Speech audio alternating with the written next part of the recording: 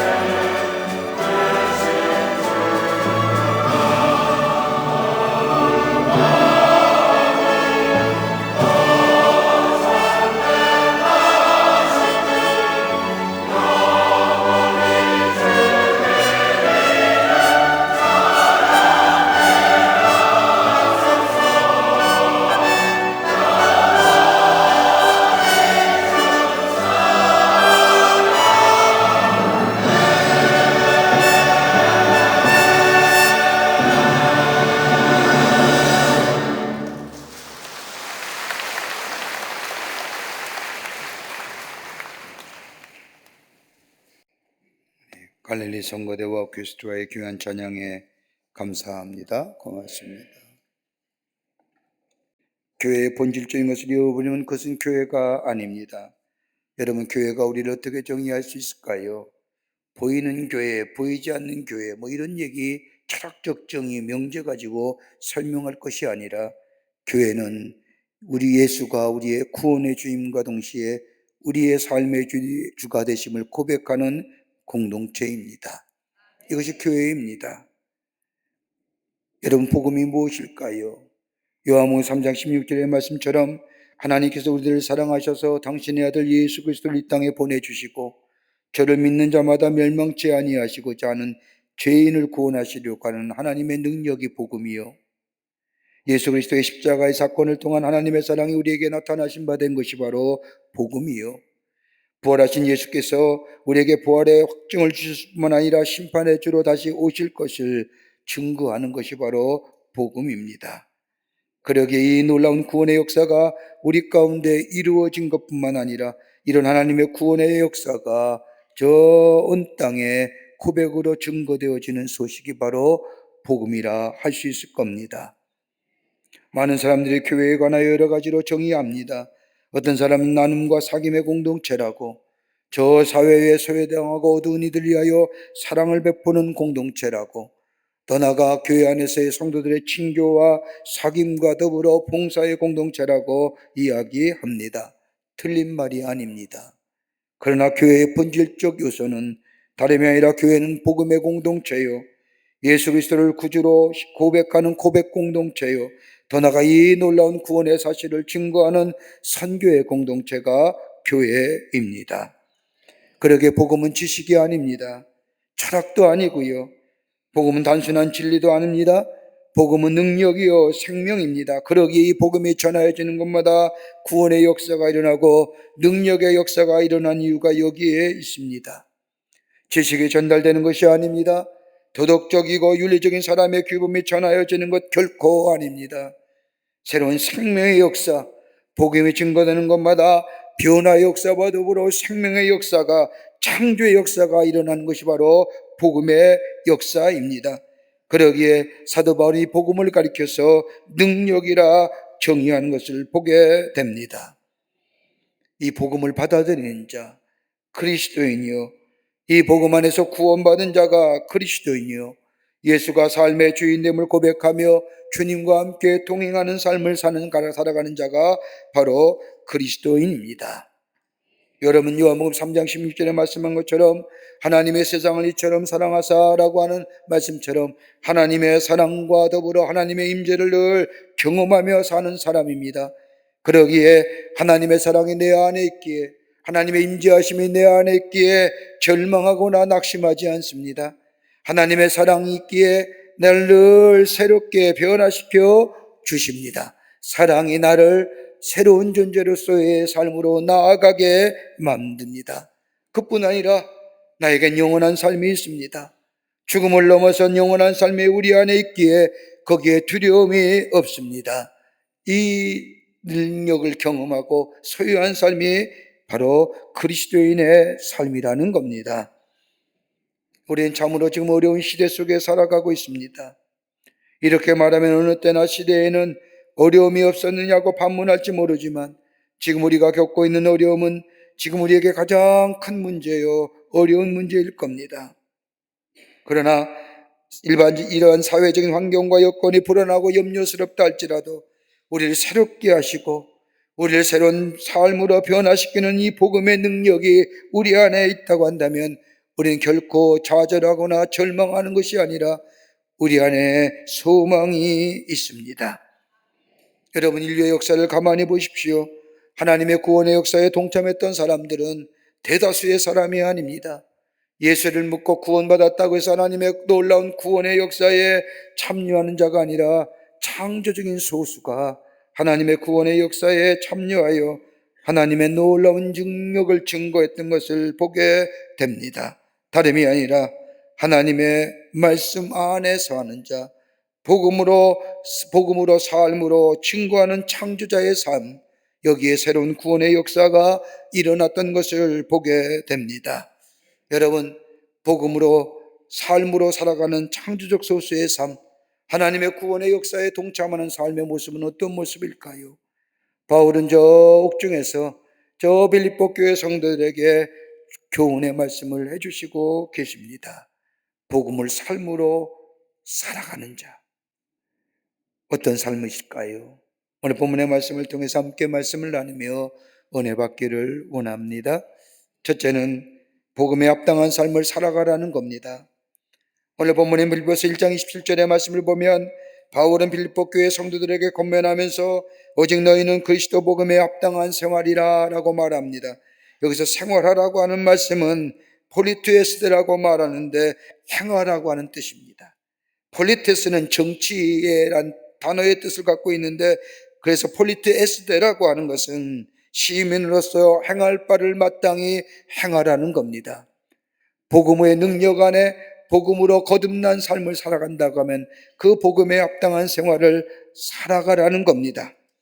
어떤 사람이 한 나라의 시민이 되고자 되면 그 나라의 시민으로서의 특권을 누림과 동시에 의무와 책임을 다하여야 하는 것처럼 너희가 복음으로 하나님의 나라의 백성이 되었느냐? 그렇다고 하면 복음에 합당한 삶을 살아가라는 겁니다. 여러분, 우리가 복음을 받아들이는 순간 우리의 존재가 달라지지 않았습니까? 죄와 어둠의 자녀여 진노의 자녀였던 우리가 나를 위하여 십자가에 돌아가신 예수 그리스도를 받아들이는 순간 내 삶이 더 이상 진노의 자녀가 아니라 죄의 자녀가 아니라 빛의 자녀예요, 하나님의 자녀예요. 성경이 말씀하는 것처럼 하나님 나라의 비밀 맡은 자로 우리의 존재성이 달라졌습니다. 존재성이에요. 여러분, 복음을 받아는 순간 우리의 존재가 새로운 존재가 됩니다. 땅에 속한 사람이 아니라 하나님 나라에 속한 사람이 됩니다. 여러분, 이런 사람이 갖는 특징이 뭘까요? 우리가 다 그런 사람일 겁니다. 그 하나가 뭐냐? 소속감이 분명한 사람이 됩니다. 여러분, 고린도전서 4장 1절 이하의 말씀을 보면 사도 바울은 그리스도인의 정체성에 관하여 말하기를 그리스도인의 일꾼이요 하나님 나라의 비밀을 맡은 자라고 정의합니다. 우리가 하나님 나라의 일꾼입니다. 하나님 나라의 비밀을 맡은 자랍니다. 그러기에 우리의 소속은 땅의 소속의 사람이 아니라 하늘에 속한 사람입니다. 믿으십니까? 하늘에 속한 사람. 여러분, 신앙의 성장도, 신앙의 성숙함도요, 혼자 나와서 예배드리고 하나님의 말씀을 듣고 말씀을 묵상하는 것도 우리의 신앙의 성장을 가져오지만, 성숙한 신앙은요, 공동체 속에서 소속감이 분명하여 그 안에서 교제와 교통함이 있는, 연합하는 삶이 있게 될 때에 그 신앙이 성숙되어져 가는 겁니다. 홀로 이 말씀을 보며 묵상하는 것도 중요하지만, 그러나 내가 소속이 어디에 소속이 되느냐, 소속감이 분명하여 그 소속된 공동체 속에 함께 나누는 믿음의 교제가 있게 될 때에 그 신앙이 성숙되어져 갑니다. 여러분, 복음의 능력 안에 사는 삶, 복음의 사람은 다름이 아니라 소속감이 분명해집니다. 이 땅의 사람이 아니라 하늘에 속한 사람입니다. 더 나아가 하나님께서 나를 인정하여 주십니다. 너는 나의 사랑하는 아들이요 딸이라고 말씀합니다. 여러분, 이것보다 더 우리를 인정하신 표현이 어디 있을까요? 다른 사람은 나에 대하여 무엇이라고 말하는지 하나님은 나를 향하여 언제나 너는 내 사랑하는 아들이요 내 사랑하는 딸이라고 말씀합니다. 창주 되시는 하나님께서 우리를 향하여 너는 내게 속한 사람이라고 불러주신다는 겁니다. 나를 인정해 주신다는 겁니다. 죄와 허물이 아무리 많고 조금의 이 문제가 아니라 복음을 받아들이는 자마다, 구원받은 자마다 우리 주님이 인정해 주신다는 겁니다. 또 하나 있다고 한다면 주 안에 거하는 것이 우리의 안전이 된다는 겁니다. 복음의 안에 거하는 자, 주님이 우리의 안전이 되어주신다는 겁니다. 여러분, 시편 23편의 말씀을 보십시오. 여호와는 나의 목자시니 내게 부족함이 없으리로다 라고 다윗은 고백합니다. 우리의 창조 되시는 하나님께서 우리의 선한 목자가 되어주신다는 겁니다. 그 선한 목자가 우리의 삶을 푸른 초장과 쉴만한 물가로 인도해 주십니다. 불안하고 앞에 도무지 보이지 않는 안개와 같은 인생을 살아가는 우리에게 우리 주님이 선한 목자가 되어주셔서 우리의 길을 인도해 주시고, 우리가 권고할 때에 쉴만한 물가로 인도해 주시고, 우리가 굽핍할 때에 푸른 초장으로 인도해 주신다는 겁니다. 우리 하나님이 우리의 안전이 되어 주신다는 겁니다.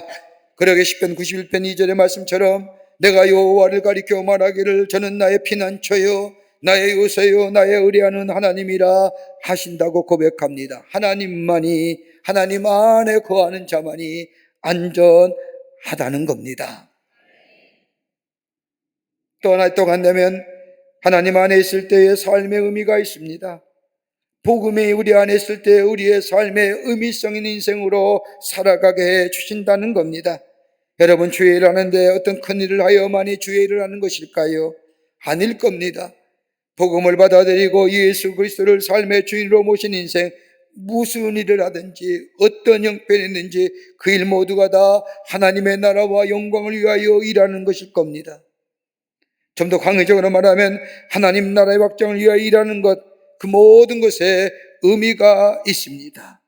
여러분, 삶의 의미가 있을 때에 거기에 뭐예요? 삶의 만족이 있는 겁니다. 삶의 의미가 있을 때의 만족감과 더불어 삶의 역동성이 있습니다. 그리고 삶의 충족감이 넘쳐납니다. 왜 인생의 삶의 의미성이 사라질 때 그것처럼 곤고한 인생이 없습니다. 그것이 심화되면 병으로 나와 나타나는데 그게 흔히 얘기하는 우울증의 증상 아닙니까? 삶의 무의미성, 내가 왜 살아야 되는지, 내가 왜 이걸 해야 되는지. 여러분, 여러분 말씀이지만 나이가 들면 들을수록 삶에 대하여 의미성이 상실됩니다. 아무 의미 없이 살아가는 인생. 젊었을 때는 나름대로 일하게 되면 추구성이 있었고 뭔가 만들어내는 열매가 있었습니다. 결과가 보였는데 나이가 들면 들수록 삶의 의욕도 사라집니다. 삶의 진취적인 모습도 사라집니다. 내 삶의 의미성이 상실됩니다. 여러분, 한번 생각해 보십시오. 왜 하나님이 우리에게 나이가 들면 들수록 우리에게 생명의 연장을 허락하신 이유가 어디 있을까요? 그냥 의미 없이 살다가 그냥 살아가라고요? 아닐 겁니다. 여러분, 우리의 삶의 모습들, 여정들 가만히 보십시오. 우리의 삶의 여정 가운데 얼마나 많은 은혜와 하나님의 사랑을 경험했을까요? 삶의 위기 속에서 하나님 앞에 엎드려 기도했더니 하나님이 내 기도를 들으시고 은혜를 허락하여 주셔서 그 삶의 문제를 해결해 주셨습니다. 그 삶의 귀한 믿음의 경험들이 있습니다. 그것 가지고 더욱더 주님 앞에 나아갈 뿐만 아니라 그 귀한 신앙의 체험을 기억하면서 도우시고 인도해 주셨던 하나님의 놀라운 은혜와 사랑 안에서 저 나라와 저 민족과 저 백성과 내 가족과 내 자녀를 위하여 기도하라고 우리의 생명을 더 연장시킨 건 아닐까요? 내가 왜 이제껏 살아야 되는지, 죽어야지 이런 얘기하는 것이 아니라 내 생명 연장은 다름이 아니라 더욱더 하나님 앞에 엎드려 기도하고 간구하라고 내 삶의 여정에 베푸신 그 하나님의 놀라운 은혜와 사랑을 기억하며 그 은혜의 현재성 앞에 기도하며 자녀와 나라와 이 민족을 위하여 기도의 삶으로 살아가라고 우리에게 시간의 연장을 주신 건 아닐까요? 그렇다고 한다면 우리의 삶의 의미가 우리의 삶의 역동성이 일어나지 않을까요? 감사와 감격이 있을 뿐만 아니라 내 삶 속에 만족과 충족감이 넘쳐나는 복된 인생이 되는 건 아닐까요? 복음 안에 있을 때의 삶의 의미가 있어집니다. 더 나아가 자기 실현의 욕구가 충족됩니다. 여러분, 인간의 마음속에는 언제나 새로워지고 변화되고 싶은 욕구가 있습니다. 변화의 의미는 성장의 의미와 같고 더 나아가 삶에 있어 열매가 맺어지기를 원하는 생산성과도 일맥상통합니다. 그런데 무엇이 우리를 새롭게 변화할까요? 우리의 의지나 도덕적이고 진리적인 것들이 아니 사회의 규모미 아니면 사회의 메커니즘이 우리를 새롭게 변화시키는 건 아닐 겁니다. 진정 삶의 변화는 다름이 아니라 예수 그리스도의 십자가의 사랑과 은혜가 우리 안에 매일매일 놀랍게 역사하고 경험되어질 때에 우리가 새롭게 하지 못했던 우리의 삶의 모습이 새로워집니다. 새로운 존재가 됩니다. 이게 복음의 능력입니다. 그런데 오늘 바울은 이 복음의 능력을 가졌다고 한다면 우리가 다 복음의 능력을 소유한 사람일진데 그렇다고 한다면 우리에는 이 복음에 합당한 생활을 살아야 됩니다. 합당한 생활의 모습이 뭘까요? 오늘 바울은 저 빌립보 교회 성도들에게 정직과 성실을 얘기합니다. 하나님의 사람은 정직해야 됩니다. 하나님 앞에 정직하듯이 나 자신에게 정직하고 더 나아가 다른 사람에게 정직할 수 있어야 됩니다. 더 하나 성실해야 됩니다. 에베소 6장 5절의 말씀을 보면 두렵고 떨며 성실한 마음으로 죽게 하듯 하고 눈가림만 하여 사람을 기쁘게 하는 것처럼 하지 말며 그리스도의 종들처럼 마음으로 하나님의 뜻을 행하여 단마음으로 한마음으로 섬기기를 힘써라. 여러분, 그리스도인의 트레이드 마크가 뭘까요? 그리스도인의 상징성이 뭘까요? 여러분, 정직과 성실함이 아닐까요? 몇 번씩이나 제가 얘기하지만 잊혀지지 않는 전도할 때의 일입니다. 정육점 주인에게 전도했던 일입니다. 몇 번씩이나 전도하고 예수 믿으라고 오가면 길에 그 집에 들려서 고기도 사고 전도하려고 애를 쓰는데 마음이 좀 동했는지 저에게 묻는 겁니다. 목사님, 예수 믿으면 저울 속이면 안 되지요? 그냥 하는 말일까요? 그냥 하는 말일까요? 여러분, 내 안에 정직과 성실성은 어디서 나올까요? 여러분, 정직성과 성실성은 다름이 아니라 하나님을 경외하는 믿음이 우리 안에 있을 때에, 경외한다는 것은 두 가지 의미죠. 하나는 두렵고 떨리는 마음으로 하나님을 섬기는 거예요. 또 하나는 하나님을 사랑하는 마음. 하나님을 경외하는 마음이 우리 안에 있을 때 우리에게 내적인 삶의 모습이 뭐예요? 의로움과 거룩함의 역사가 있습니다. 신실한 믿음으로 하나님을 경외하게 될 때 위로부터 주시는 내 안에 의로움과 거룩함의 역사를 경험하게 됩니다. 이 내적인 변화의 삶, 여기에 외적으로 드러나는 삶의 모습이 뭘까요? 정직과 성실함입니다. 예수 잘 믿으면 의로움과 거룩함으로 얻어지는 정직과 성실함입니다. 이것이 있을 때에 오늘 바울이 얘기합니다. 너희는 한 마음으로 서서 한 뜻으로 복음의 신앙을 위하여 협력하는 것. 여러분, 나가서 예수 믿으시오, 예수 믿으시오 라고 이야기하는 것도 중요하지만 내 삶 속에서 내 안에 정직과 그리고 성실성을 통하여 하나님의 말씀을 전하는 것, 삶으로 살아내는 믿음의 모습. 이게 복음에 합당한 삶이라는 겁니다. 거짓이 난무한 시대에 정직함으로, 성실함으로 내 안에 의로움과 내 거룩함에 하나님 믿는 믿음의 모습이 내 삶 속에 증거될 때 이것이 뭐예요? 복음의 역사가, 복음의 증거가 우리 가운데 있어지게 된다는 겁니다. 복음에 합당한 자에서. 두 번째는 두려워하지 말라는 겁니다. 두려워하지 않는다는 겁니다. 오늘 빌립보서 1장 26절의 말씀을 보면 아무 일에든지 대적하는 자를 인하여 두려워하지 아니하는, 여러분, 두려워한다는 말은 헬라어 원문을 보면 마음이 둘로 갈라진다는 겁니다.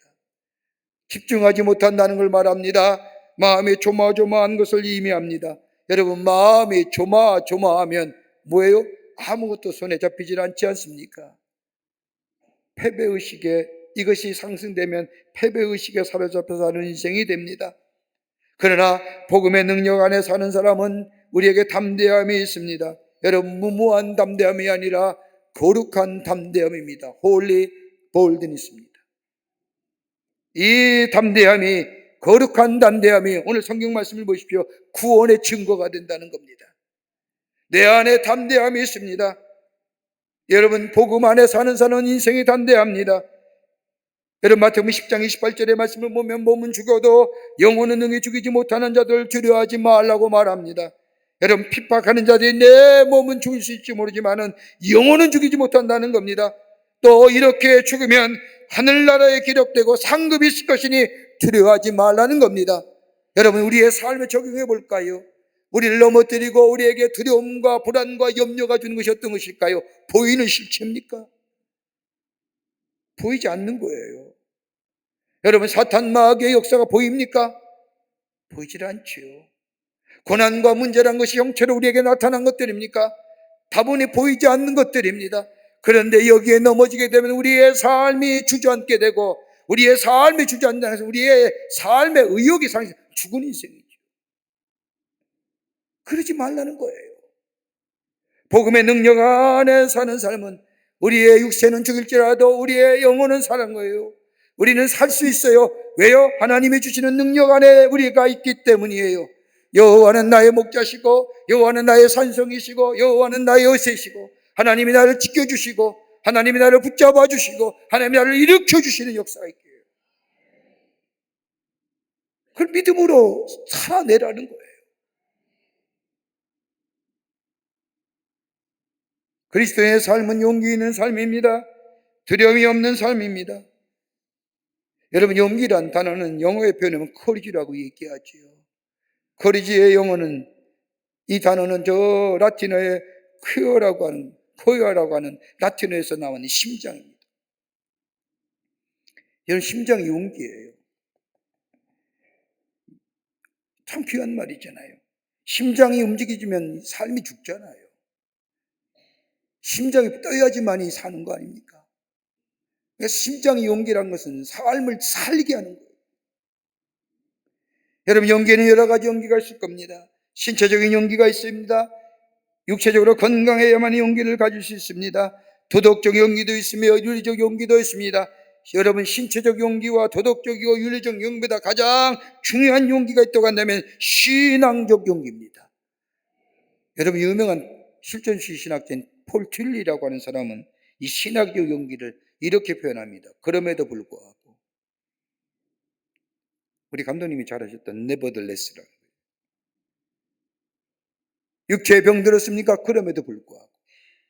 내 사업이 실패했습니까? 그럼에도 불구하고. 내가 지금 어려움 당합니까? 그럼에도 불구하고. 지난날에 우리의 삶에 참으로 안가하기 힘들었습니까?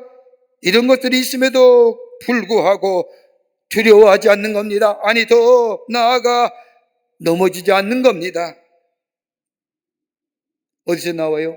하나님이 나와 함께 하심이, 하나님이 나와 동행하심이, 여호와의 나의 힘이시니, 하나님을 믿는 믿음의 능력이 우리 안에 있게 될 때에 우리는 능히 이겨 승리할 뿐만 아니라 새로운 역사의 새로운 창조의 주인공 되는 놀라운 은혜가 우리 가운데 임하게 됩니다. 이게 신앙적 용기입니다. 이스라엘 역사를 보면 전쟁의 역사라고 해도 과언이 아닙니다.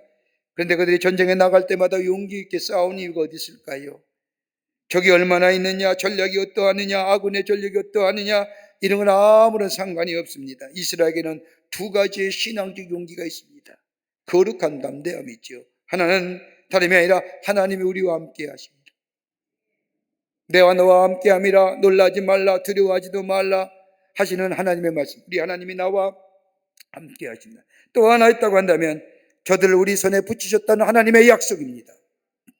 이 두 가지가 저들로 하여금 거룩한 담대함을 가지고 나아가 전쟁에서 싸워 이겨 승리했던 것을 보게 됩니다. 우리의 담대함이 어디 있을까요? 하나님의 임재입니다. 우리와 함께 하시는 하나님, 지금도 우리와 동행하시는 하나님, 그리고 우리에게 궁극적으로 선을 뿐만 아니라 좋은 것을 주시는 그 하나님의 약속, 승리를 약속하신 그 하나님의 약속이 우리 안에 있기 때문에 우리 넘어지지 않습니다. 쓰러지지 않습니다. 우리의 삶의 환경과 역경이 아무리 곤고하고 힘들할지라도 우린 다시금 일어서 나아갑니다. 이것이 바로 복음에 합당한 자의 삶의 모습입니다. 이렇게 살라는 거예요.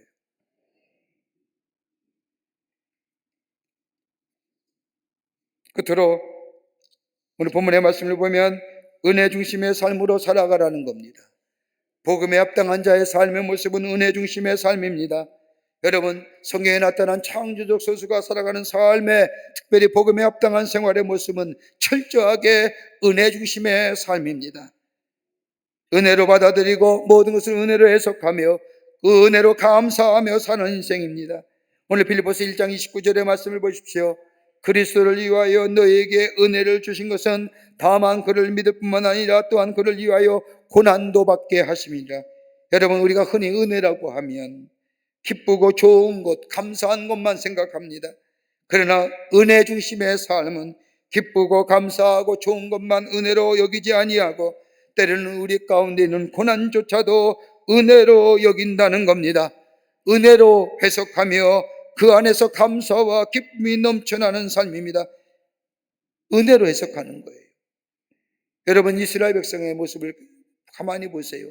구약 성경에 나타난 이스라엘 백성을 향한 하나님의 말씀 가운데 가장 강력한 메시지로 다가오는 게 뭡니까? 리멤버입니다. 기억하라. 뭘요? 베푸신 하나님의 은혜예요. 여러분, 그 은혜가 있으면 내 안에 힘나지 않습니까? 그때는 참 힘들고 어렵지만은 하나님의 은혜가 아니었더라면 내가 일어설 수 없을 텐데, 은혜가 있었기에 내가 은혜 있음을 생각하며 내가 지금 당하는 사건과 내가 당하는 문제를 은혜로 해석한다고 한다면, 과거에 있었던 은혜를 생각하면 지금 그거 못 이기겠습니까? 은혜 잊어버리니 은혜는 저 흘러가는 물에 흘려보내고, 내 안에 있는 원망과 불평은 저 바위 위에 새기는 우리 어리석은 인생의 모습은 아니죠. 여러분, 은혜가 은혜되기 위해서는 몇 가지가 전제되어야 합니다. 그 하나가 뭐냐? 내 공로와 내 의가 포기되어야 됩니다. 내가 여기까지 왔다는 건 나의 의지요, 나의 노력이요, 나의 공로로 여기까지 왔다는 것이 아니라 하나님의 은혜였습니다 라고 고백하게 될 때 은혜가 은혜로 내게 임하게 됩니다. 그 안에 감사와 기쁨이 있는 거예요. 또 하나 때가 되면 하나님의 사랑을 믿는 겁니다. 사도 바울의 고백처럼 내가 아무것도 모를 때에, 내가 죄인 되었을 때, 내 하나님과 원수 되었을 때에 우리 하나님은 여전히 나를 사랑하셨다고 하는 이 고백처럼 부족함과 허물이 많음에도 불구하고 믿어주시고 용서해 주시고 그리고 받아주시는 그 하나님의 강권적인 사랑, 예수 그리스도의 십자가의 사건을 통하여 보여준 그 놀라운 하나님의 사랑을 믿게 될 때에 내게 뭐예요? 은혜가 됩니다. 이 감격이 없으면 그리스도인이 아니에요. 더 하나 했다 한다면 은혜의 현실성입니다. 은혜로 해석할 수 있는 믿음의 모습입니다. 우리는 과거의 것을 회상하며 고백하는 것이 하나님의 은혜라고 말합니다. 그러나 그래서 여기까지 우리를 도우셨다고 하는 에베네셀의 하나님을 고백합니다. 그런데 이러한 고백은 과거의 것만 고백하는 겁니다. 그러나 은혜 중심의 삶은 은혜로 현재를 바라봅니다. 그리고 은혜로 미래를 조명합니다. 과거에 지금 베푸신 은혜가 있었기에 내가 있음을 고백합니다. 지금 여기에 우리가 있는 것은 하나님의 은혜입니다. 그 은혜의 현재성을 생각하게 될 때에 내가 비록 어렵고 힘들다 할지라도 그 은혜를 생각하면 얼마든지 우리 안에 일어섬의 역사가 있습니다. 그리고 그 은혜로 미래를 바라보니 소망이 넘쳐납니다. 그러기에 은혜 안에 사는 삶은 결코 좌절하거나 낙심하지 않습니다. 이게 복음에 합당한 생활이에요. 믿는 자의 삶입니다. 그러기 이 삶에는 감사가 고백되어지는 겁니다. 여러분, 예수 믿는 사람이 이것도 저것도 감사라고 하는 고백이 바로 여기에 나온 은혜 중심에서 은혜의 현재성이에요. 발명한 에디슨이 말년에 귀가 어두워서 들리지 않게 되었습니다. 의사가 와서 진찰을 해보고는 수술을 받으면 청력이 회복될 수 있다고 말하며 수술을 권합니다. 근데 에디슨이 거절하지요. 그러나 주변 사람들과 더불어 의사의 거듭되는 수술 권유에 하는 수 없이 수술받기로 결정을 하고 수술 날짜와 더불어 시간을 정합니다. 근데 정작 그날이 되었을 때 에디슨은 병원에 나타나지 않는 겁니다. 걱정이 되는 의사가 에디슨을 찾아가 집에 가보니 에디슨이 타연히 연구실에 앉아 실험에 몰두하고 있는 겁니다. 기가 막힌 의사가 얘기합니다. 왜 수술 안 받고 왜 여기에 계십니까? 라고 묻자 에디슨이 웃으며 얘기합니다. 귀가 들리지 않으니 오히려 편안합니다. 야단스러운 칭찬의 소리나 시끄러운 비난의 소리를 듣지 않으니까 너무너무 조용하고 좋습니다. 덕분에 이렇게 집중하여 연구할 수 있으니 얼마나 감사합니까?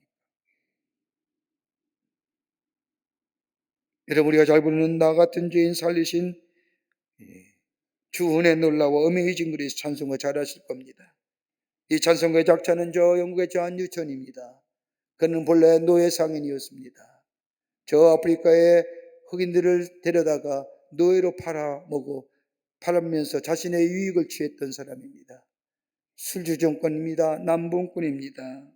이랬던 자가 하루는 저 런던의 뒷골목에 술에만 취해 지나가다가 작은 교회에서 울려 퍼지는 찬송과 기도의 소리를 듣고 시끄럽게 생각하여 내가 들어가서 저들을 혼내주리라고 생각하고 그곳에 들어갔다가 말씀을 받아들이고 새롭게 변화됩니다.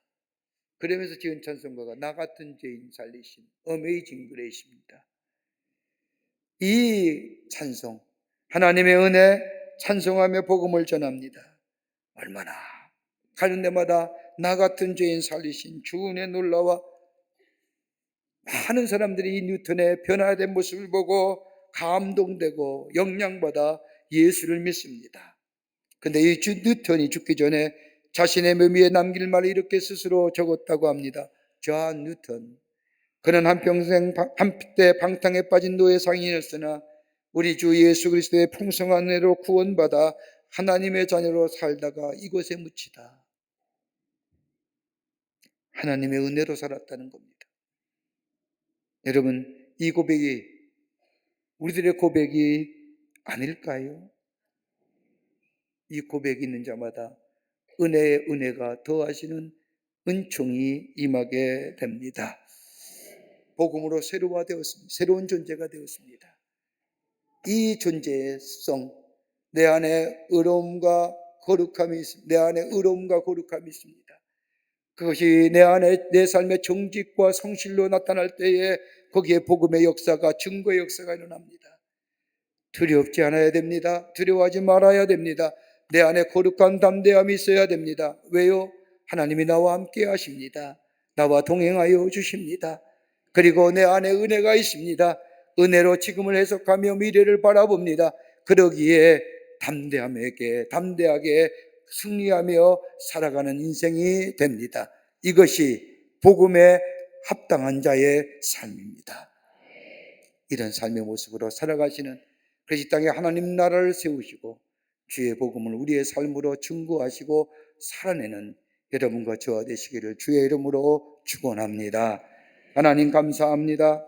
저희들 주께서 사랑해 주셔서 하나님의 자녀 삼으심에 감사합니다. 내 안에 복음의 능력이 있습니다. 나를 새롭게 했습니다. 아버지 하나님, 내 안에 의로움과 거룩함을 통하여 정직함과 성실한 삶의 모습이 많은 자들에게 증거되게 하여 주시며 두려워하지 말게 하여 주시며 은혜 중심의 삶을 살아 은혜로 해석하며 은혜로 미래를 바라볼 수 있는 저희가 되게 하여 주셔서 이 땅에 하나님 나라를 세워가기에 부족함이 없도록 주님께서 도와 주시옵소서. 감사드리오며 예수님의 이름으로 기도하옵나이다. 아멘.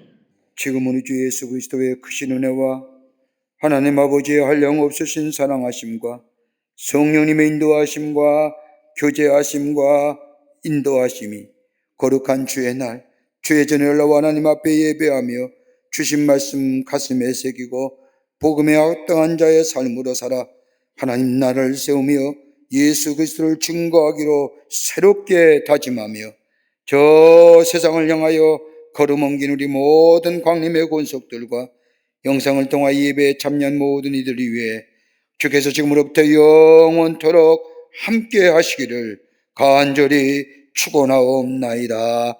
아멘. 좋으신 하나님,